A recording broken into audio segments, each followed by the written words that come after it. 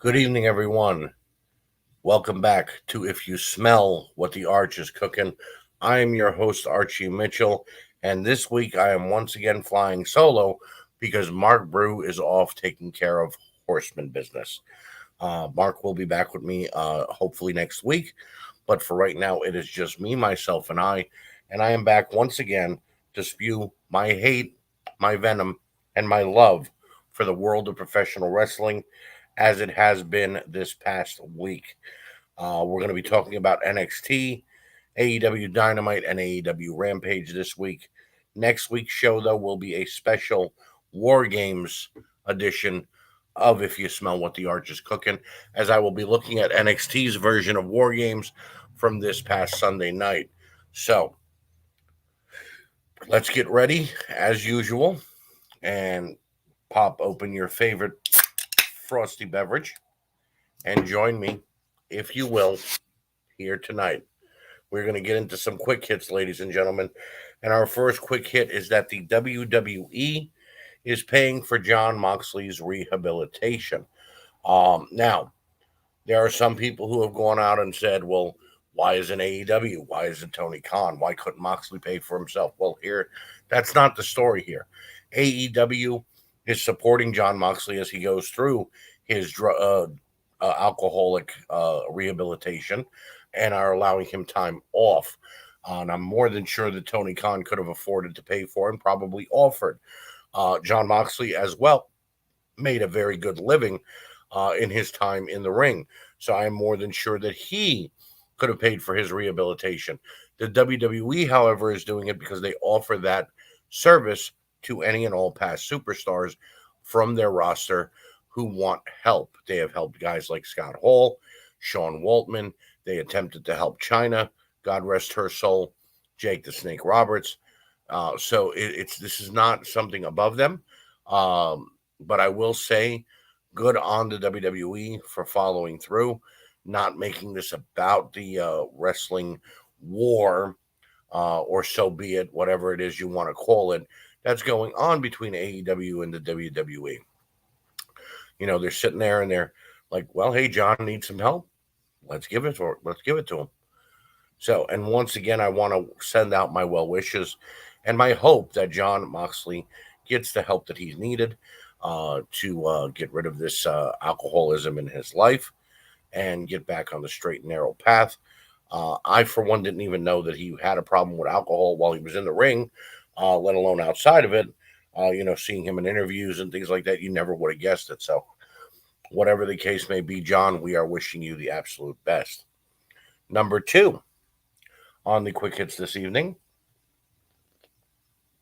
JR Jim Ross is stepping away from the AEW uh, broadcast desk and team to battle skin cancer. Jim Ross has been giving updates about this on social media for the last couple of weeks, and his last update was that he's going to be taking a much needed break and hopes to be back in about 6 weeks' time. Jim has had many different illnesses and problems in the past, and this one being one of the absolute biggest. But doctors say that they can contain it and get him to 100% again.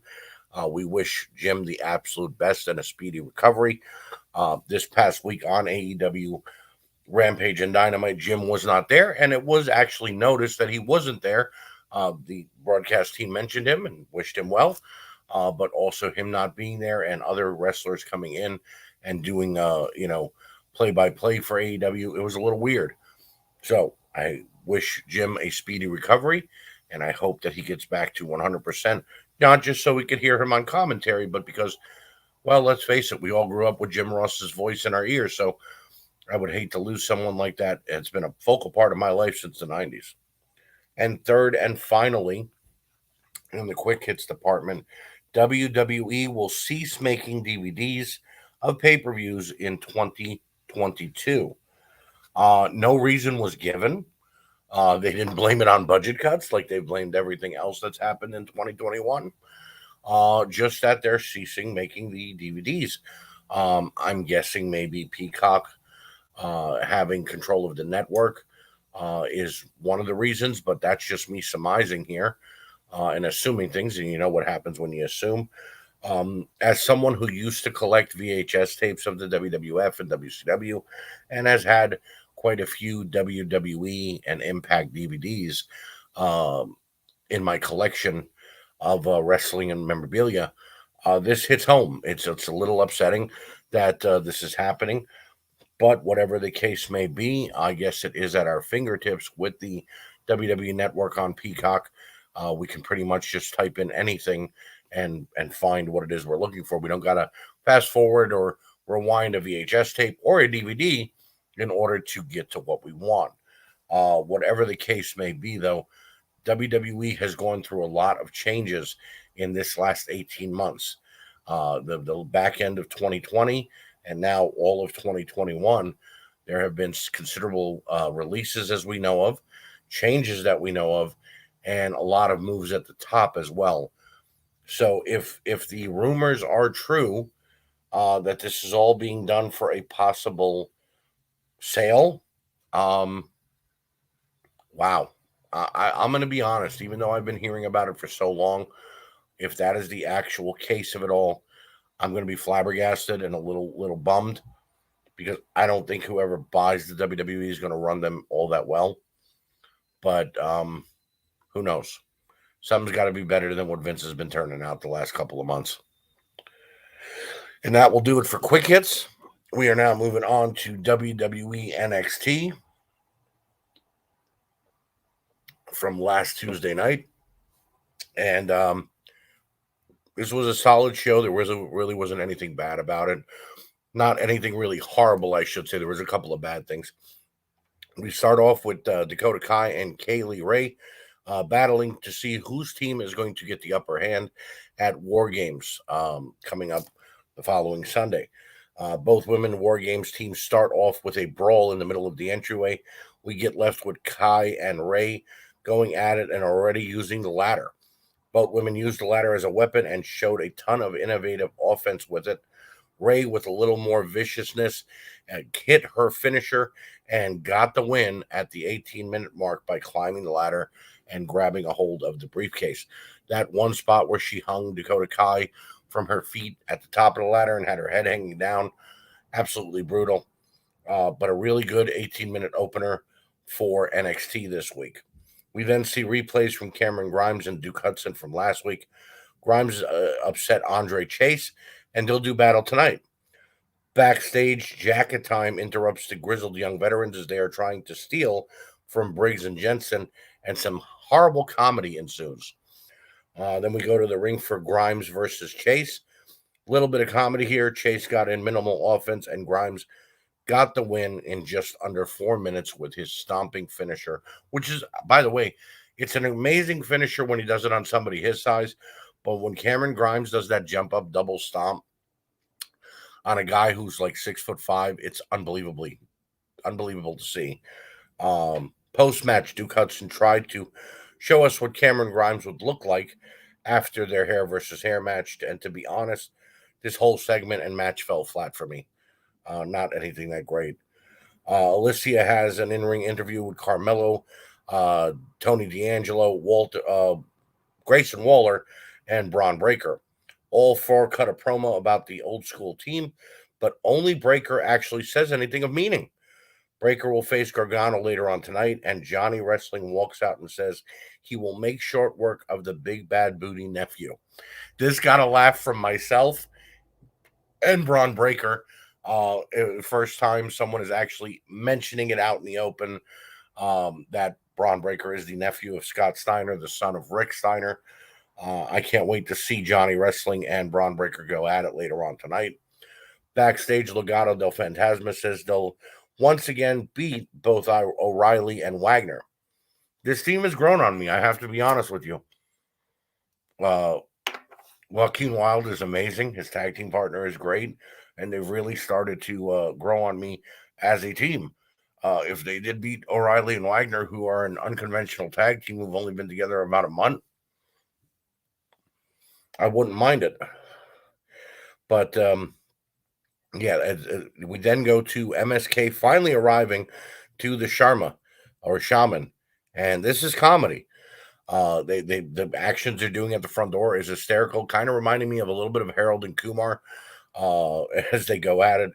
We still don't get to see who the Shama is, but this will be done this Tuesday night on NXT.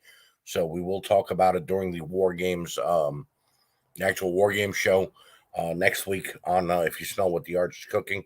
And then we go to the ring. It's Kyle O'Reilly and Von Wagner taking on Legado del Fantasma. Very good tag team match here. Both teams getting a chance to shine.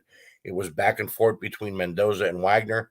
Then Wilde and O'Reilly traded shots as well. Wagner and Kyle hit a wicked-looking tag team finisher, almost like a total elimination, and they pick up the win at the 14-minute mark. Solid showing for all four individuals involved. Great tag team match there. Imperium tells McKenzie that they're ready for O'Reilly and Wagner backstage, but their opponents interrupt and get in their face. We then shift to last week with Joe Gacy saying he's going to make the cruiserweight division all-inclusive. How? See, this is something that we have yet to touch upon. How do you make the 205 cruiserweights all-inclusive? I mean, there's the Intercontinental and United States title divisions are completely open. And the World Heavyweight title division is the heavyweight division, but it's open as well, as are the tag team titles and all of the women's divisions being open to women. The 205 Live cruiserweight title is exclusive because it's for people who weigh 205 and under. So if you break that apart, it's now just a novelty belt. So, whatever the case may be, Tiffany Stratton is coming to NXT, but I can care less because this seems like she's going to be a Barbie doll. And I thought we were trying to get away from those when we moved away from the Divas division. Joe Gacy and Harlan are now inside the ring and introduced people they want to include in the new cruiserweight division. They have an actual cruiserweight, a female, and a giant ninja. What the actual fuck? Joe Gacy then takes on these three enhancement talents. Gacy makes quick work of the cruiserweight, pins him in about 3 minutes. The woman gets in next, and they're interrupted by the Diamond Mine. Malcolm Bism says this needs to be more legitimate, and on Sunday, Roderick Strong will shut Joe Gacy up. Roddy attacks, but Gacy gets the upper hand, and before the Diamond Mine can get a hand on Gacy, Harlan pulls him out of the ring. This whole segment gave me a headache, and I have to be honest, I think I still have one here because, I just don't understand it. I mean, if that's what the all-inclusive cruiserweight division is going to look like, well then, golly, I guess it'll just be a bunch of jobbers. Losing to Joe Gacy would help from Harlan. I don't know. Sequoia says tonight he respects his opponent, but he's still going to beat him. Bo walks in and is looking for help, but Sequoia says he doesn't understand him and walks off. Legitimately, Sequoia said, I don't understand what you're speaking. Little funny there. Sequoia then takes on Idris Alfia. Idris got in some good offense and had a decent debut. Sequoia fought hard and put his opponent away with some high-speed moves. Idris missed a 450. Sequoia nailed a pop-up Samoa drop and then hit his huge splash from the top to get the win in about 5 minutes. This was actually a really good match. They jam-packed a lot into that 5-minute matchup. Post-match, Boa attacked both men, but was finally scared off by Sequoia. Backstage, Indy Hartwell gets a phone call about Dexter. And apparently he's been missing, and she's now worried. Parada says their match is next, and this is leading. I'm wondering if this is leading to a feud between Parada and Indy, or Parada possibly poisoning Indy Hartwell against Dexter Loomis, or what. Elsewhere, Elektra wishes Zion good luck on his match against Santos Escobar next week, and Zion looks confused. I am too. Indy and Parada take on enhancement talent. They didn't even give these two girls names. Is it the 80s again? The dancing girl had some nice moves, especially the standing moonsault. Indy got a tag to Parada, who took out both of her opponents and got the win for her team. in 3 minutes. I understand what's happening here. Indy is, bewildered and freaked out that her husband is injured and, nowhere to be found. But why do this in a throwaway match then? Why not have them face a credible tag team and then lose? And then, it just makes no sense. They're building Parada to be this next beast, but you've still got Raquel Gonzalez in NXT. So to build another monsterish woman, it's just the same recycled storylines, in my opinion, because once those two go to battle, it's going to be like when Raquel took on Rhea Ripley. So in any case, it's main event time, and we have Johnny Gargano taking on Braun Breaker. Johnny starts off with some scientific wrestling, keeping a nice slow and steady pace after a plancha, but Gargano Breaker made a comeback. The powerhouse used everything in his moveset, including a top rope Frankensteiner. They battled at the top, and Gargano hit Breaker with a briefcase, which sent him down to the floor. Johnny almost had the briefcase, but Braun pulled him off into a power slam, and this gave Breaker a chance. Braun Breaker climbed the ladder and earned his team the advantage. And I have to say something. I know I've been gushing over Braun Breaker this entire episode. Hell, I've been gushing over him since 2.0 started. But this kid is the best thing that could have happened and came out of the 2.0 era.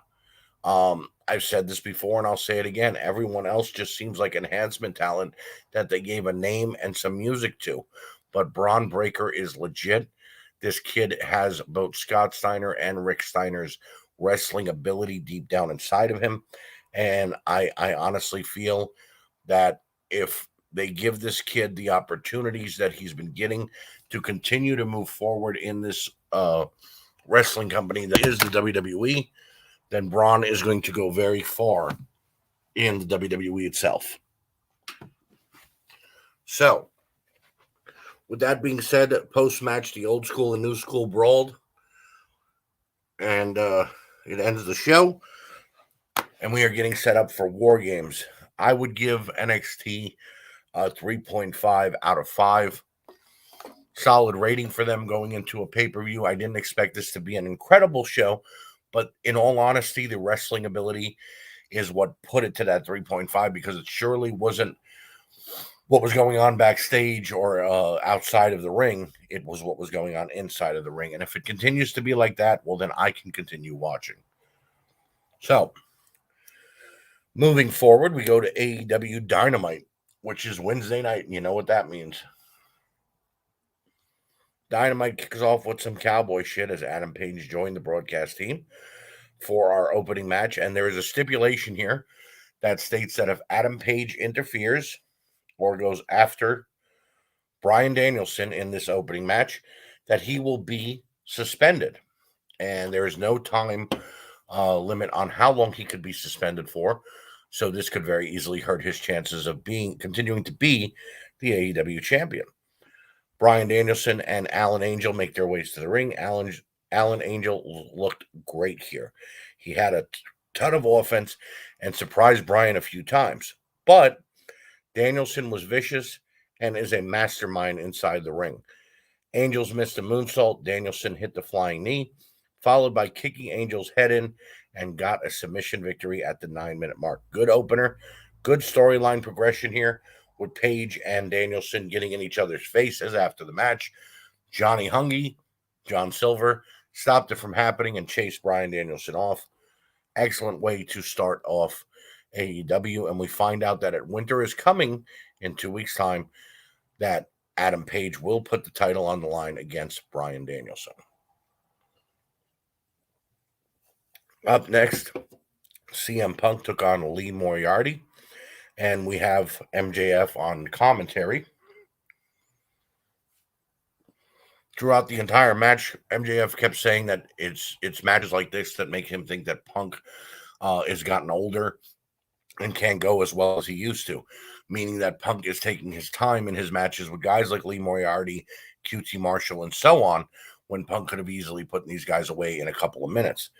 But this was a chess match. I mean, both guys went back and forth the whole way. Moriarty showed resiliency and incredible skill. Punk showed he could hang with the youngster and was just waiting for him to make a mistake, and it happened. Punk reversed a suplex into a GTS and got the win in 10 minutes. Great match here. Great way to show off a youngster and to continue to show how much CM Punk has grown in his wrestling ability. Post match, MJF got in the mic and verbally abused Punk while he caught his breath.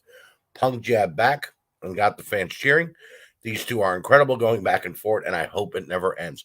If it means them never actually having a wrestling match with one another, I'm okay with that as long as they continue to have a promo battle like they have each week. Backstage, Britt Baker says Riho cheated and blames Tony Khan. She and Jamie Hayter may have a small issue here, but they say they've made things up, but we'll have to wait and see how this develops.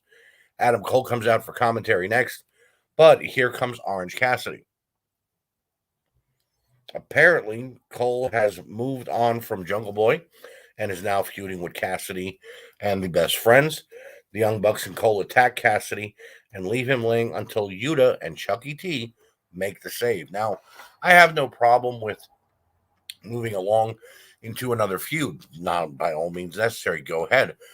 But I would have liked one actual one-on-one victory where Jungle Boy actually beat Adam Cole, or vice versa, without any help from the Young Bucks, so that we could have gotten a little closure in that feud before we go into the next six-man feud, which, as we know, is now going to be Yuta, Orange Cassidy, and Chuck T taking on the Young Bucks and Adam Cole. It just doesn't make any sense why we would jump like this when we had such a great thing going with Cole and Jungle Boy. I'm not saying overdo it, force it down our throats. What I am saying is give it one more match so that we have an ending. But who knows? Maybe we'll come back to it. We then hear from Tony Nese. He says he will become TNT champion on Rampage. I don't know why, but I don't believe him. Tony Nese was okay in the cruiserweight division on 205 Live. He was the cruiserweight champion for a couple of months. But what I know of Tony Nese is that he constantly gets injured, and he's a great athlete, but it's not all that great when it really comes down to it. He's horrible at cutting a promo like he was here tonight. Very unbelievable. And I'll be honest, anybody but him could beat Sammy Guevara, and I would be okay with it, but not Tony Nese. Not this early, anyway. Wardlow then took on AC Adams in a 2-minute squash match. Wardlow powerbombed Adams 4 times and got the win. The fans were cheering for Wardlow something fierce and wanted more and more power bombs. He stopped after 4. Wardlow is being built like a beast, and I like it.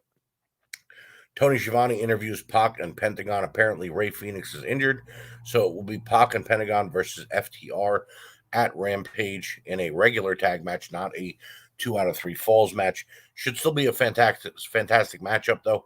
I mean, all 4 of those guys could definitely go in the ring. Speaking of tag team matchups, we now get a match being billed as 2 undefeated tag teams as Sting and Darby Allin take on the Gun Club. Now, the Gun Club, Billy Gunn and his son Colton, have been together since the beginning of AEW. Sting and Darby Allin have been together over a year, or coming up on a year, with winter is coming only being a couple weeks away. I think Sting and Darby have had 3 matches, though, as a tag team. So to call them an undefeated tag team against the father and son duo of Billy and Colton Gunn is a little ridiculous. First few minutes of this one was all Gun Club. They used whatever they could to beat back Sting and Darby. Darby made a comeback and landed a splash to Billy on the outside. Back inside, Darby hit a reverse stunner into Sting, who hit Colton with a Scorpion Death Drop and got the win at the 11-minute mark. Decent, but nothing great here. And I got to be honest with you, I know that they weren't really going anywhere with Colton and Billy Gunn because they primarily wrestle on Dark and Elevation, but you didn't have to force feed them to Sting here. It's like, why would you make them lose their undefeated streak just because?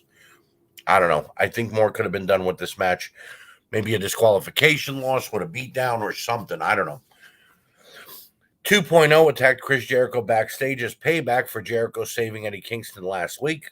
Someone needs to teach these guys to make their punches and kicks look great, look real, because it wasn't too great here is what I was trying to say. They missed about 4 or 5 times and ended up punching Jericho in the thigh instead of in the stomach. After this, Leo Rush approached Team Taz about Dynamite and the Dynamite Diamond Battle Royal next week and said he's a fighter and no matter what, he's going to fight. Leo's grown on me, but seeing Dante Martin turn on him and joining Team Taz is a little bit like iffy. We know Dante Martin is not going to progress under Taz and will probably be used as enhancement talent like he has been. And he'll still have great matches, but he isn't going to beat anybody big like when he was with Leo or even when he was by himself. So it's just weird for me that they would blow that tag team up so quickly. Now they have Leo just going on and saying, I'm a fighter. I'm a fighter. Taz did throw one pot shot, and I thought it was a little rough, but I mean, he's not wrong. He told Leo, why don't you just go ahead and retire? I believe that this was a mocking towards Leo having retired the last year and a half, 3 times, but you never know. Backstage, Jade Cargill is talking, but I'm not listening until Thunder Rosa approaches and says she'll be watching Jade's match this Friday on Rampage because she will be wrestling one of Rosa's students on Rampage. I really hope that Jade and Thunder Rosa have a great semifinals match, but I know the way Jade is and how she botches so often. So I'm hopeful, but I'm not really expecting much. We then go to Statlander versus Soho, a match that has been built for 4 weeks. This was a scientific mat classic between both of these women. They went arm drag for arm drag and reversal for reversal for the entire 16 minutes. Ruby hit a poison Rana, followed it up with a Hurricane Rana for a 2. Statlander was going for her Big Bang Theory, but Ruby reversed it and got the pin and picked up a great win. Fantastic matchup between these two women. Post-match, as Ruby went up the ramp, Nyla Rose came out and totally destroyed Statlander. Reversed that. As Statlander went up the ramp and let Ruby celebrate her victory, Nyla Rose came out and attacked Ruby Soho because they are going to do battle in the next round of the semifinals of the TBS tournament. The 4 women that are left in this tournament are all great wrestlers. Nyla Rose, a little botchy, but she is a former AEW Women's Champion. Ruby Soho, great indie star. Didn't do much in WWE, but has been great in AEW. Thunder Rosa, one of the best indie stars that I've seen in the last couple of years, and has been at the top of the card in AEW. Her matches with Britt Baker are bar none some of the best I've seen. And then you've got Jade Cargill. So is anybody else hoping for it to be Thunder Rosa versus either Nyla Rose or Ruby Soho? I know I am. And anyway, we go to our main event now of the evening. Andrade versus Cody. This was an Atlanta street fight, and it stayed true to its name. These two started fighting in the aisleway. Both men went to war from start to finish. Andrade with Cody with his own weight belt, hit him with a laptop, and put Cody through a table. Cody continued to get up, though, even though the crowd was booing. Cody hit everything he had until he had to finally resort to having Brandy come out and light a table on fire. This spot was great, but also scary. Cody got the win at the 20-minute mark and almost got badly burned when the flame jumped off the table, landed on his chest and his back. It was an incredible main event, though. Whatever you're going to say, Cody and Andrade went all out. 4 out of 5 for AEW Dynamite this week. Couple of matches that I don't think needed to even be on the card and could have let the rest of the show get a little more to it, such as the Gun Club versus Sting and Darby Allin. But in any indication, still a great show. As I said, 4 out of 5. And now we come to our final show of If You Smell What the Arch is Cooking, and that is AEW Dynamite. And we start off with the TNT title match. It is Sammy Guevara taking on Tony Nese. I expected a quick, technical, and high-flying start to this one, but it was a brawl.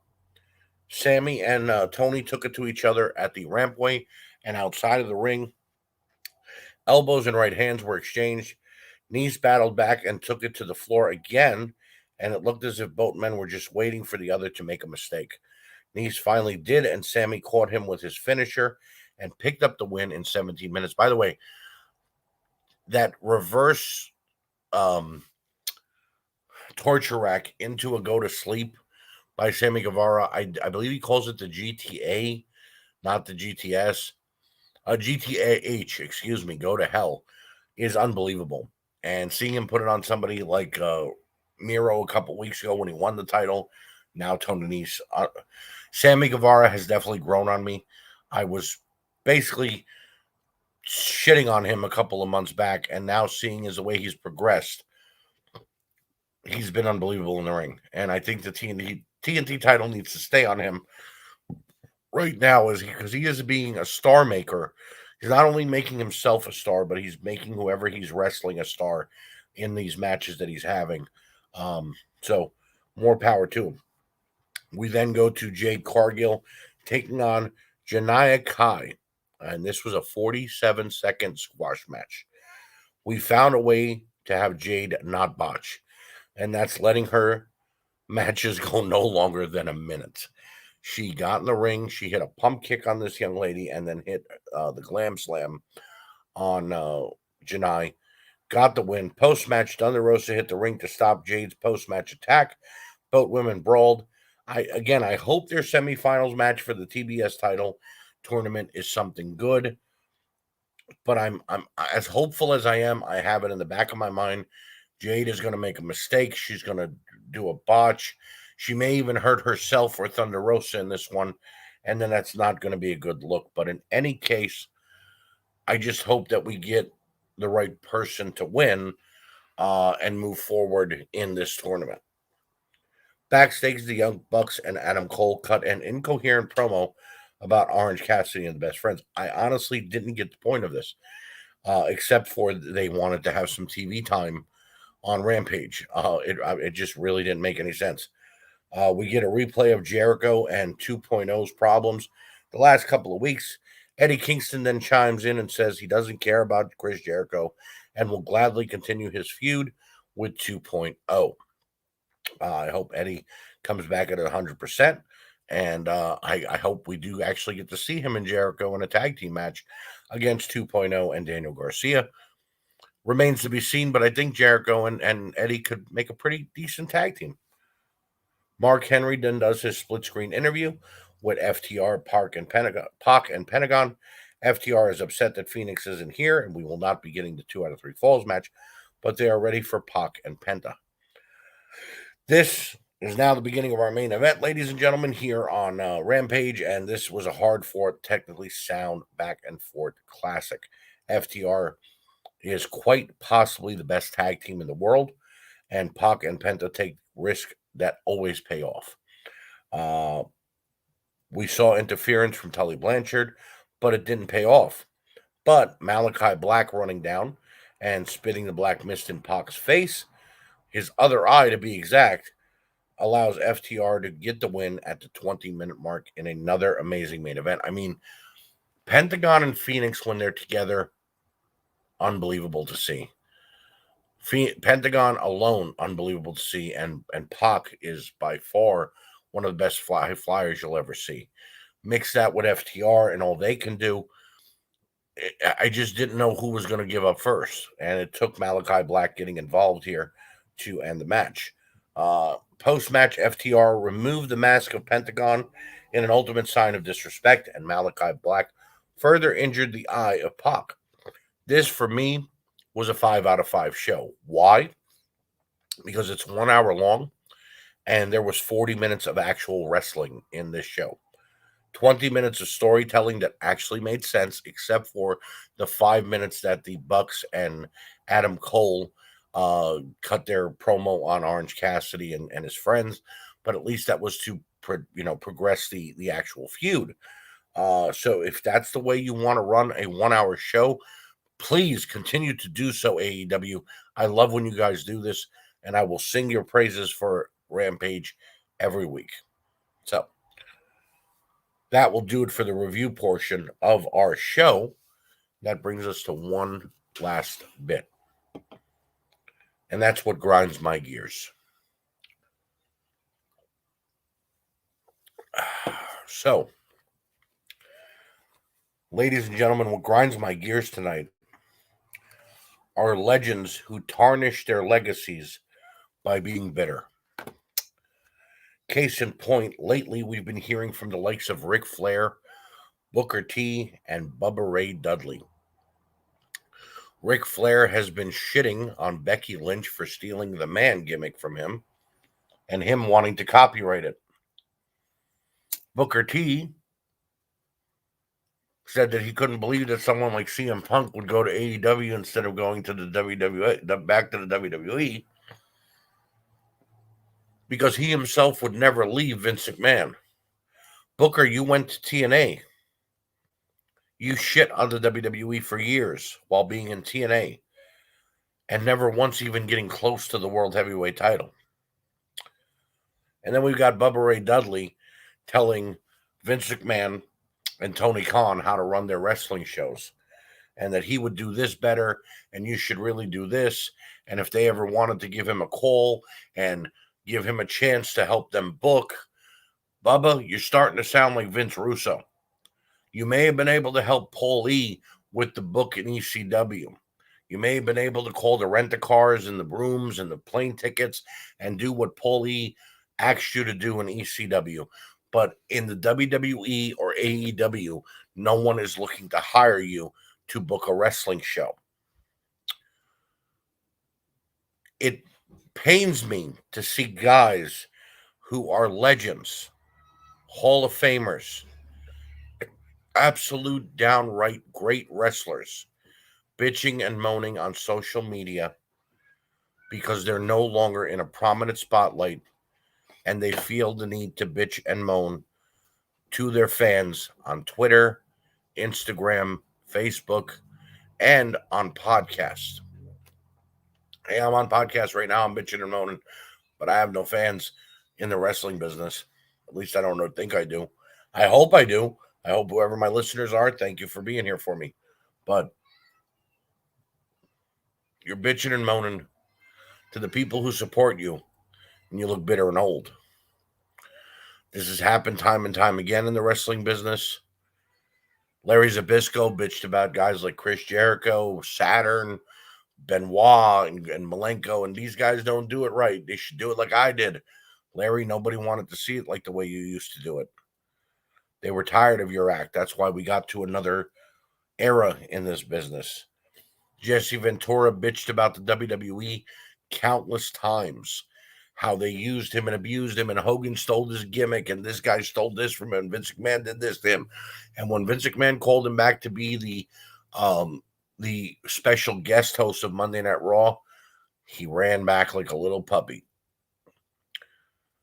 You understand? Superstar Billy Graham has shit on the WWE, has gone to court and spoken on behalf of other wrestlers against the WWE, and done everything he can to come against the WWE. But yet, when he needs another surgery, he knocks on Vince McMahon's door to pay for it.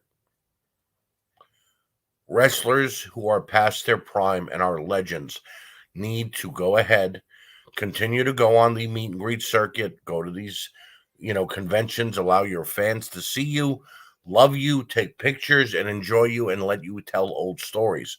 We don't want to hear the bitching and moaning from Ric Flair that Becky Lynch calls herself the man. Now, I understand some people don't like that gimmick. They feel it's wrong, but you're trying to copyright the word the man under what pretense?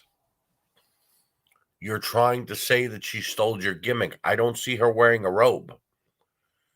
You're trying to say that she shit on you and took something from you that never belonged to you in the first place, Rick. You're saying is to be the man, you've got to beat the man. You were the man in your day, Rick. Nobody took that away from you. But maybe if you stopped sticking your head so far up Charlotte Flair's ass, your daughter, and praising her to the high heavens above everybody else, maybe people wouldn't shit on you. I love you, Rick. You're my all-time favorite, but you're looking worse and worse every week.